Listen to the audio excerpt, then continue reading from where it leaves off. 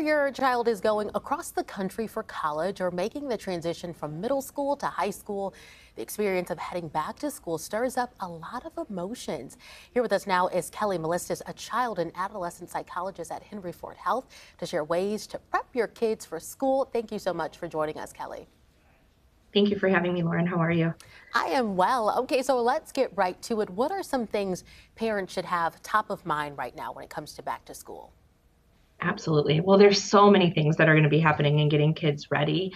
I think the most important thing to remember is that it is a new school year, and just like it suggests, it's new. So whether they've been at the same school for years, there's going to be new teachers and new classmates, and maybe in some cases, new administration. So just understanding that this is anytime there's anything new, it's going to cause a little bit of anxiety and stress for everybody.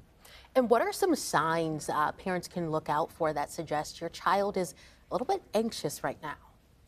Of course. Well, we know that anxiety, especially in kids, can look really, really different.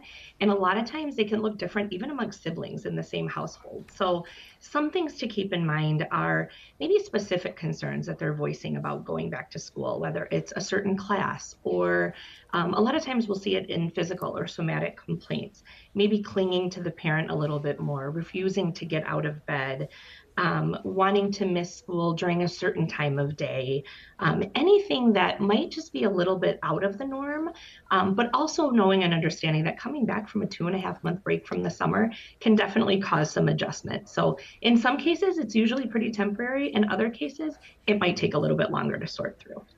Yeah, I remember having all those feelings when it came time for back to school. But Kelly, what are some Absolutely. ways that parents can support their children through this transition as they go from summer to the new school year? 100%. There's lots of ways. I think the first thing is just kind of pumping up the idea of going back to school, especially with the younger ones who maybe this is their first experience with school or they've only just started. Kind of going to school ahead of time, maybe playing on the playground, looking through the windows. Sometimes the teachers are even there earlier in the school year and getting ready. And so meeting the teachers ahead of time, checking in with them daily, just seeing what are their thoughts, what are their concerns, what are they excited about, that sort of thing.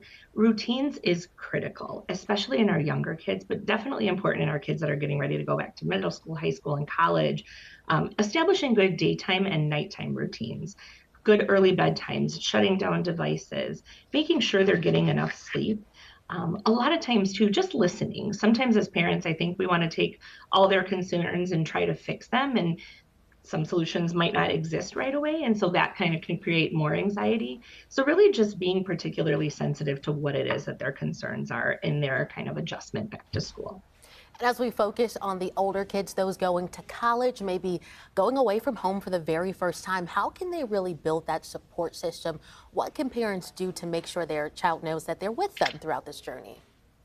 Absolutely. I think for kids and parents alike that have this adjustment to college, definitely establishing some sort of routine, maybe building in check ins or calls if parents are further away than a drive to be able to go to dinner, getting them incorporated and kind of in connection with kids that have gone there that they might know before or family and friends that you may have in the area is another really important one, and then just putting them in touch with clubs and organizations that they may be interested in. Sometimes it's hard. The thought of making friends and adjusting to a roommate and all those things can be really daunting. So just kind of having a place where they're meeting other people that are interested in the same things that they are can help to make that transition a little bit easier.